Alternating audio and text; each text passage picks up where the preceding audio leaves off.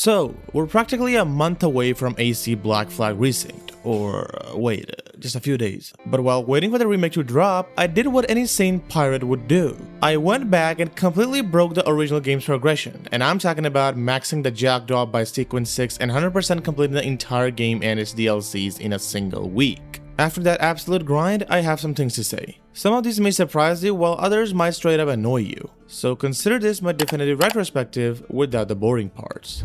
There's one thing this game made me feel the moment I opened it. Expression. Seriously, every scene and every action set piece carries real weight, and the best part is how the characters react to it. I mean, you cannot imagine Edward without that almost constant smile like in that shot where he's swimming to the beach. Or that stained, distant expression when he witnesses Blackbeard's death. And it's miles better than some of the recent Assassin's Creed titles. And I'm not a hater or anything, but I feel like aside from the older mocap used in Origins, some of the newer mocap scenes feel more rigid and stiff compared to the older ones. Maybe it's just me, or maybe I could be right. I mean, look at this cutscene, and then look here. I'm not glorifying the older game in any way, but it still manages to invoke emotion. And expressions are nothing without emotion, and that emotion comes from the game's writing. It was one of the first projects where Darby McDavid was given full control, and he absolutely cooked with it. It follows a single unifying theme of greed and its curse, and then adds complexity to it without making the game complicated. And here's a very good example of that. The game has more than 10 major characters in the story, some of them are shown less than others, but you still remember their names and what they did.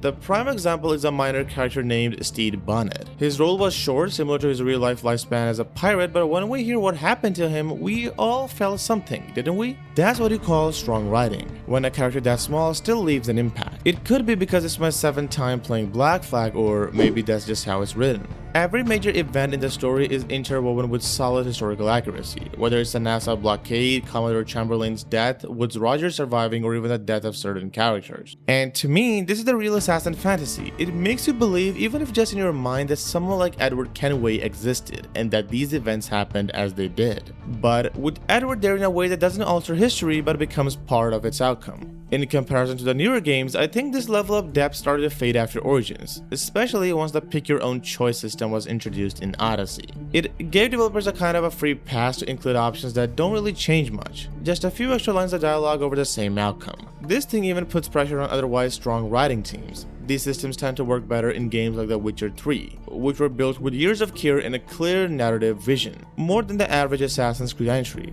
I'm not sugarcoating it, but that's just how it feels. It becomes even more impactful if you read the official Black Flag novel, which adds an extra layer of depth to an already rich character.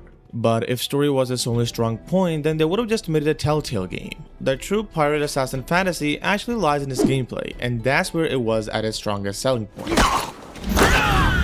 You play as a pirate who later becomes an assassin, and the gameplay is tailored to that idea perfectly. It does a clever job of blending a swashbuckling pirate adventure with traditional elements of the franchise. Take Edward's movement and fighting style for example. He feels rugged, worn out, like he's been months at sea, which he literally has, and that shows how he fights. That roughness combined with agility is what makes him own the gameplay. And a lot of new Ubisoft characters, especially in Assassin's Creed, feel like the same base model just slightly sped up. That's something that really breaks immersion if you ask me. If you're in a specific area, you should move and fight like you belong in it. Now and Yasaki are the closest ones that feel different to me, and thankfully the remake seems to have kept Edward's identity intact. I was genuinely worried that they reused the same ancient animation set they've been recycling for the past decade, but thankfully that didn't happen. But there are also parts in the original that don't make much sense and make the game feel more like a sandbox than a tightly designed story experience. Like Edward beating a trained master assassin with just a counter kill in seconds.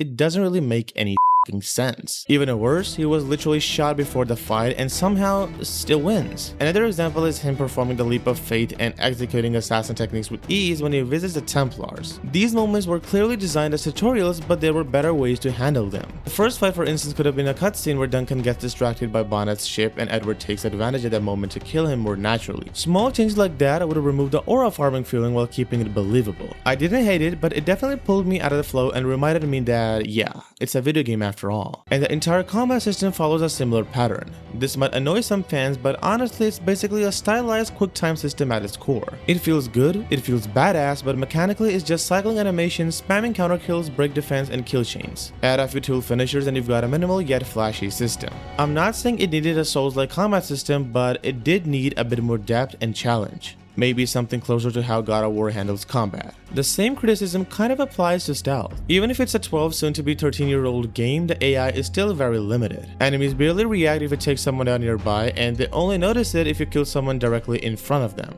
Or sometimes with tools like the rope dart, which ironically should be quieter but ends up alerting them. And while playing, I really started noticing the limitations of the Anvil Next engine, like not being able to crouch anywhere, which was actually teased in the E3 demo but later removed for some reason. That meant stealth was mostly restricted to stalking zones and foliage, which limited freedom. Not being able to manually aim and throw smoke bombs also felt like a missed opportunity. As a result, stealth ended up being built around 3 basic pillars: hide, whistle, use tools, repeat, then occasionally mix in high and low profile action. But I'll give credit where it's due. It still offered more control over approach than the newer games, where low profile and high profile assassinations often feel almost identical. So yeah, credit where it's due. Land gameplay wasn't the main focus of the game anyway, but it was a portion that made the game sell so much and become so popular. By far it's the most satisfying part of the game. You can explore islands seamlessly, excluding major cities of course, but let's not break the illusion here. The sea was your playground, and the best part is that Ubisoft didn't make it a boring execution. They actually put thought into it. If you wanted to go from, let's say, one corner of the map to another, you wouldn't feel burnt out or tired for some reason. You would actually feel the fun and the thrill, especially with absolute bangers like this.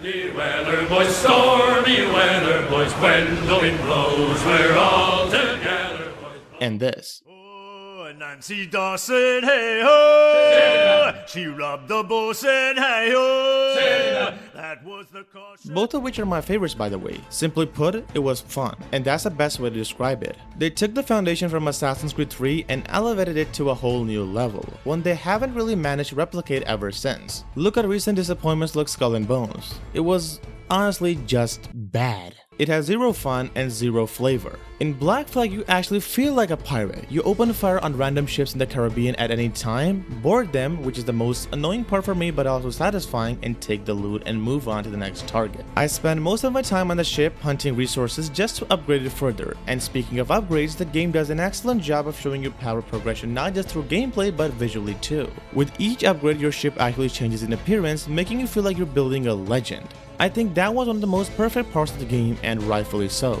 Otherwise, it would have just felt like another case of Ubisoft false advertising, which thankfully didn't happen here. I do have a few nitpicks with how naval gameplay is used in the story. In some missions, we use the jackdaw to kill NPCs, which completely breaks immersion, but also works well in some cases. Like there was that one mission in Charlestown where the crew noticeably questions Edward's choices. Outside of that, some of those missions just feel forced, like why even add them? Still, there was so much to do in the ocean that it becomes a visual and mechanical treat on its own. And speaking of visual treats, the game is still as beautiful as I remember it. Saturated colors, vibrant blue seas, and tone shifts that actually match the mood of the story and cutscene. And as someone who really cares about outfits, I've always been annoyed when Ubisoft cuts corners on cloth physics. In Black Flag, apart from a few reskins of the main outfit, most of them have almost no cloth simulation. They're basically glued to Edward's legs, especially the Altair outfit. I just hope the remake actually fixes that and treats every outfit with the respect it deserves. Exploration in general is just fun. You can do all sorts of activities, though I'll admit I've always hated those Assassin's Creed 3 style minigames, so seeing them return here made me avoid them as much as possible. One moment you're sailing across the Caribbean with your crew, and then next you're obliterating Spanish ships like they're nothing.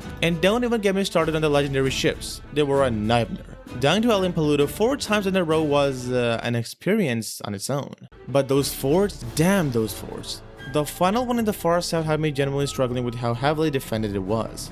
I kept switching between trying to destroy its defensive and dodging mortar fire. And then there are the underwater section. Those were clearly designed to feel claustrophobic and they nailed that vibe. But there were also way too many moments where the controls felt clunky, making it hard to steer Edward properly underwater. Still, I'm glad that both systems are back in some form, but I'm a little nervous about the force. Hopefully they're a bit more balanced this time around, but if that isn't the case, I wouldn't bother. All in all, Black Flag is one of those rare games that feels truly evergreen. No matter how many times you replay it, you still feel the same thrill while plundering ships, capturing forts, and just sailing to the Caribbean with your ship and crew. It never really gets old. Combine that with an awesome story, memorable characters, and expanded lore, and you get a gold standard pirate game. It does have its fair share of negatives, but at this point every game does, so I cannot hold that against it too much. And with all the information about the remake so far, I'm more hopeful than ever. And since this is my very first retrospective, I'll introduce a rating system where I give my final rating for the game out of 10. So for Black Flag, based on all the pros and the cons, the game is easily a 9 out of 10 for me. I'd say if you don't want to play the remake, you can just play this instead. You will miss a few minor things, but nothing that breaks the experience. And if you don't care either way, then good luck on your journey.